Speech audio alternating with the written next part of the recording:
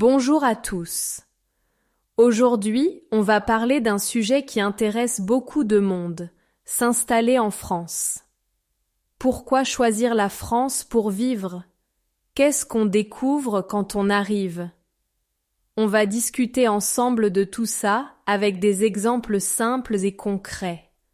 Si vous aimez ce podcast, pensez à vous abonner à la chaîne et à activer la cloche pour recevoir toutes les nouveautés. Beaucoup de personnes rêvent de venir vivre en France. Il y a plein de raisons différentes. Certains aiment la langue française, d'autres veulent découvrir la culture, la cuisine ou les paysages. La France est connue pour ses beaux villages, ses grandes villes et sa façon de vivre. Oui, c'est vrai. Moi, j'ai toujours eu envie de voir comment on vit ici. La vie en France est un peu différente de celle de mon pays. Il y a les marchés, les petits cafés, les terrasses. On peut passer du temps dehors, même juste pour boire un café ou discuter avec des amis. C'est agréable, surtout quand il fait beau. Beaucoup de gens aiment aussi les fêtes, les traditions, les musées. L'histoire et l'art français attirent beaucoup de monde. Mais il y a aussi des personnes qui viennent pour le travail ou pour faire des études. Parfois, c'est pour rejoindre la famille ou un ami qui habite déjà ici. La France accueille des gens de partout. Pour moi, la cuisine a été très importante dans mon choix. J'adore le pain, le fromage, les croissants. En France, il y a toujours une boulangerie pas loin. Les marchés sont aussi très populaires, avec beaucoup de fruits et légumes frais. Ça donne envie de cuisiner à la maison et d'essayer de nouvelles recettes. Oui, et la vie en France peut être plus calme dans certaines régions. À la campagne, il y a moins de bruit, plus de nature. On peut faire des promenades, profiter du jardin, écouter les oiseaux. Mais en ville aussi, il y a beaucoup de choses à faire. Concerts, cinéma, parcs, pour marcher ou faire du sport. On ne s'ennuie jamais. Je trouve aussi que les Français aiment profiter de leur temps libre. Le week-end, beaucoup de gens se retrouvent en famille ou avec des amis, on partage un repas, on rigole, on parle de la semaine. C'est agréable, ça change du rythme très rapide qu'on peut avoir dans d'autres pays. On prend le temps de vivre. Parfois, on a un peu peur avant de venir. On ne parle pas toujours bien français ou on ne connaît personne, mais souvent, on découvre que les gens sont prêts à aider, surtout si on essaie de parler leur langue. Ça aide à se sentir mieux petit à petit et à s'intégrer plus facilement. Oui, c'est vrai. Au début, j'étais un peu inquiet, mais on apprend tous les jours. On fait des rencontres, on découvre de nouvelles choses, et peu à peu, on se sent plus à l'aise. Ce n'est pas toujours facile, mais c'est une belle expérience et ça permet de voir la vie autrement. Quand on arrive en France, il y a quelque chose à faire assez vite. Par exemple, il faut trouver un logement. Ce n'est pas toujours facile, surtout dans les grandes villes. Beaucoup de gens commencent par louer un petit appartement ou une chambre chez quelqu'un. Parfois, on cherche sur Internet, mais on peut aussi demander à des amis ou à la famille s'ils connaissent une bonne adresse. Oui, c'est vrai. Moi, au début, j'ai cherché un studio sur Internet. J'ai visité plusieurs appartements avant de trouver le bon. Il faut souvent donner des papiers, comme une pièce d'identité ou un contrat de travail. Parfois, on demande aussi un garant. C'est quelqu'un qui promet de payer si on ne peut pas. Ça peut sembler compliqué, mais on y arrive avec un peu de patience. Une fois qu'on a un logement, il faut aussi penser au téléphone. Beaucoup de gens achètent une carte SIM pour avoir un numéro français. On peut trouver des boutiques de téléphone un peu partout, même dans les petits quartiers.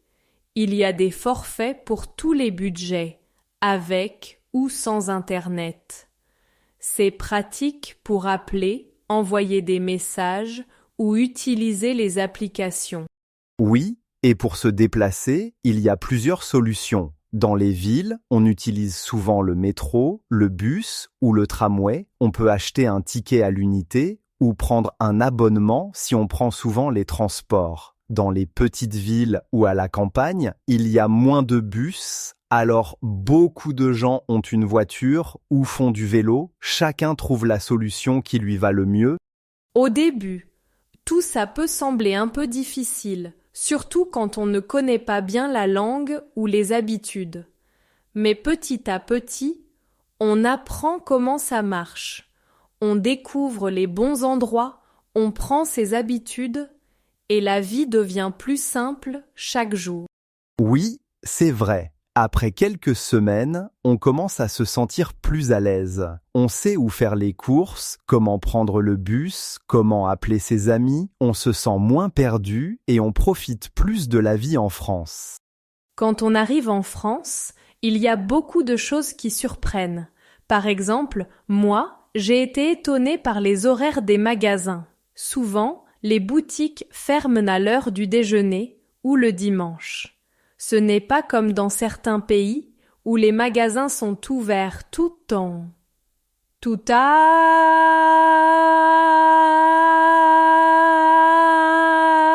Il faut vite apprendre à organiser ses courses pour ne rien oublier. Oui, c'est vrai. Moi, ce qui m'a surpris, c'est que les gens disent souvent bonjour et au revoir dans les petits commerces. Même à la boulangerie, tout le monde se salue. Au début, j'oubliais parfois, mais maintenant, c'est devenu naturel pour moi. Ça rend les échanges plus agréables, je trouve. Une autre chose, c'est la façon de manger. En France, on prend le temps pour les repas. On aime s'asseoir à table, discuter, partager. Même à midi, beaucoup de gens prennent une vraie pause pour manger. Ce n'est pas juste un sandwich vite fait. Et le soir, le dîner peut durer longtemps, surtout en famille ou entre amis.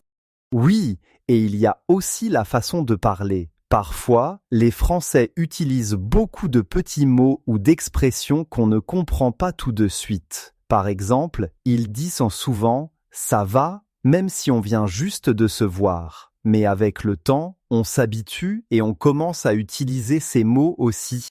Ce qui m'a aussi étonnée, c'est la politesse dans les transports. Par exemple, on laisse descendre les gens avant de monter dans le bus ou le métro. Et souvent, on dit « pardon » ou « excusez-moi » si on gêne quelqu'un. C'est une habitude qui rend la vie plus agréable pour tout le monde. Oui, il y a plein de petites choses comme ça. Au début, on trouve ça bizarre ou on oublie. Mais après quelques semaines, on comprend mieux comment ça marche. On commence à faire pareil sans même y penser. Petit à petit, on se sent moins étranger et on profite plus de la vie ici. Je crois que pour se sentir bien en France, il faut essayer de créer de petites habitudes dans la vie de tous les jours. Par exemple, aller toujours à la même boulangerie ou au même café, ça aide beaucoup. Petit à petit, on reconnaît les gens, on dit bonjour, et ça donne l'impression d'être chez soi, même si on vient d'arriver.